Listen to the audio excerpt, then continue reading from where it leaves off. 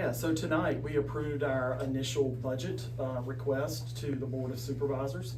Again, it was presented last week. Any increases where we're going up in budget, the reasons for that. A big one being, increases in pay for our teachers and our staff.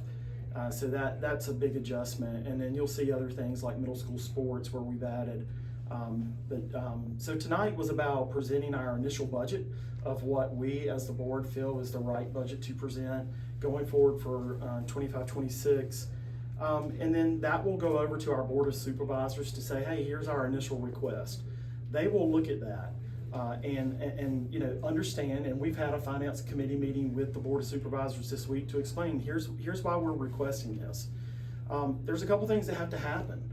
One, the state revenue numbers have to come in first, which will tell us what additional dollars we get from that body. And then that reduces the overall ask for the total number. And then that will go and the Board of Supervisors will say, here's what we can add to that and help. And then if it's over or under, we'll have to come back as a board and make that decision. Do we need to cut, or is there something else that we can add to our list? I mean, it's very clear. Anyone that's been watching this board understands, Susie G, we understand it's a very important part of our community. Not all of our kids or our students are college bound.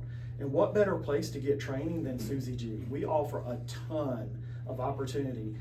You've also, I mentioned tonight, we've mentioned the opportunity of a new bus garage, and how do we intermingle that with the Susie G Center to not only create a new bus garage for our employees, but a learning atmosphere for our students to then turn around and possibly create a diesel mechanic program. So anyone that has been following us or listening to this board should know that we are in big support of Susie G. Again, our team didn't limit the options of, hey, here's what's on the list. But even last week, if anyone was watching or heard, we were very adamant of that's not even one of our options. One, we talked about, hey, there's an option of those students going to Lynchburg, CVCC, but you also heard us say, well, that wouldn't be quite right for our Stanton River kids who would have to travel long distances.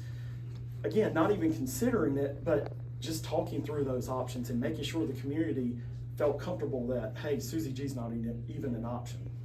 The community understand that this board has tried and will continue to try to be very transparent when it comes to all decisions. So, I would ask the community, continue to get involved, continue to ask questions, but don't assume. Ask, come up here, attend our meetings. They're all online. All of our schedule's online. You can go back and watch previous meetings to understand the discussions and understand where we are as a board.